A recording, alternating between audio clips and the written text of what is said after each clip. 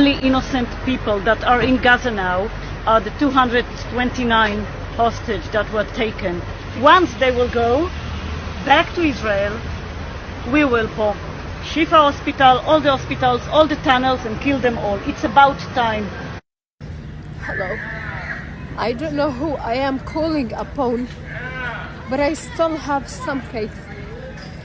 My parents, along with dozens of people, if not hundreds, are locked inside a hospital. They went there to take shelter. And this hospital is located in Al-Nasr Street. It is a whole block full of hospitals, and there is people taking shelter inside these hospitals. Al-Rantisi Hospital, Al-Nasr Hospital, the Eye Hospital.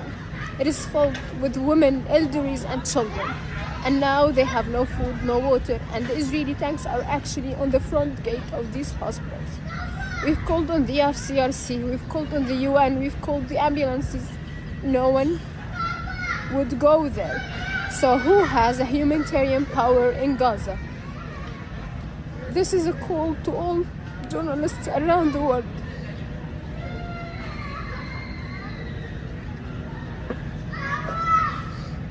Please, we need help. We need to evacuate these people. These are our families. And there is a chance.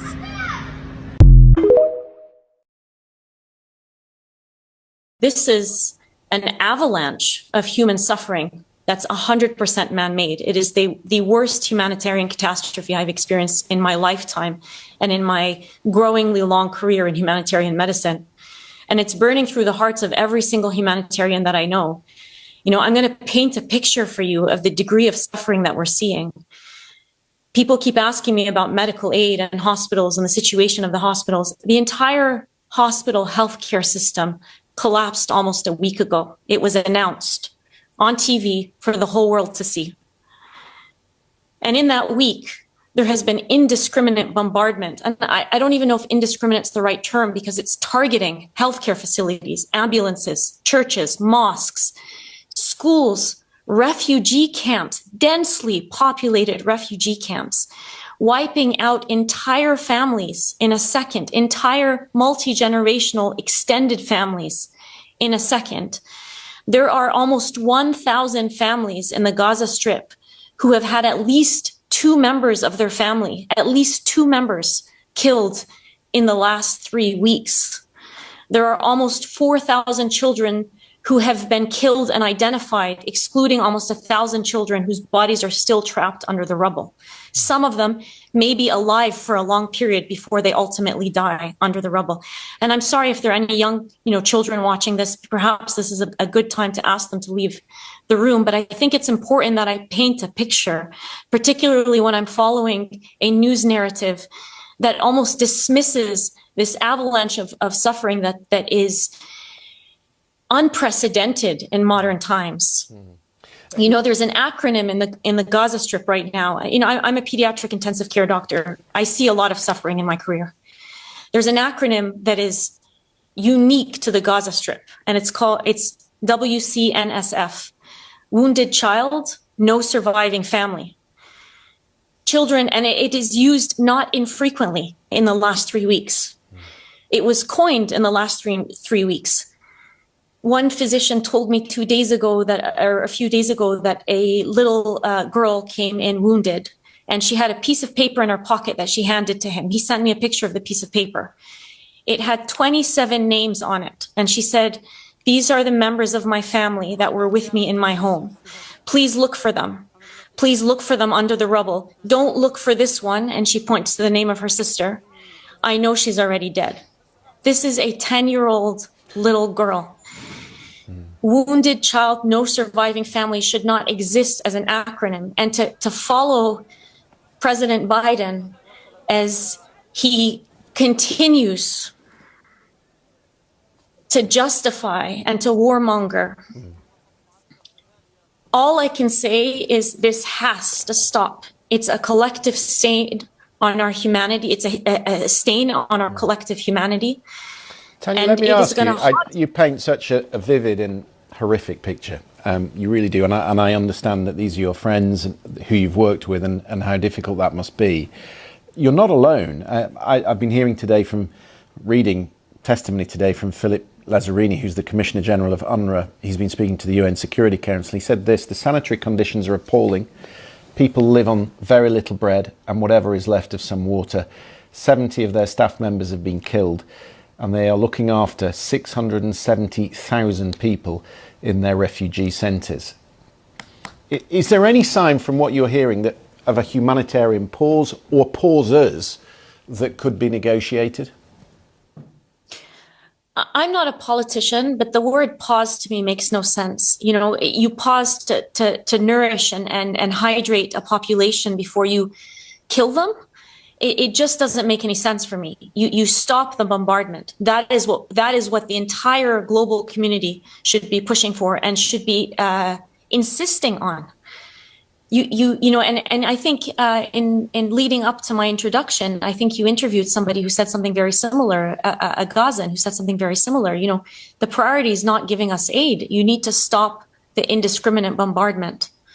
So I think, yes, what is needed is a humanitarian truce or a ceasefire, global intervention, things that were voted for by the overwhelming majority of countries on this planet a few days ago in the General Assembly of the United Nations, yet they're not adhered to and are completely disregarded by the powers that be. Two powers, to be specific. I don't want to get into it because it's another lecture, but I'll just give the 3 principles which enable us Israelis to live so easily with this brutal reality. A, most of the Israelis, if not all of them, deeply believe that we are the chosen people. And if we are the chosen people, we have the right to do whatever we want. B, there were more brutal occupations in history. There were even longer occupations in history, even though the Israeli occupation gets to quite a nice record. But there was never in history an occupation in which the occupier presented himself as the victim. Not only the victim, the only victim around. This also enables any Israeli to live in peace because we are the victims. The other day, Professor Falk spoke about this dual strategy of Israel of being a victim on one hand and manipulating on the other hand. After what happened in Paris and in Copenhagen with the terror attacks, Benjamin Netanyahu came with the notion all the Jews must come to Israel. It's the safest place for the Jews in the world. It's a shelter for the Jews in the world. Which is wrong, because Israel is today the most dangerous place on earth for Jews. But let's put it aside. It was only 24 hours later when he said Israel is an existential threat under the Iranian bomb. And I asked myself, how can you dare call Jews to come and to join this suicidal project when the Iranians are going to bomb us?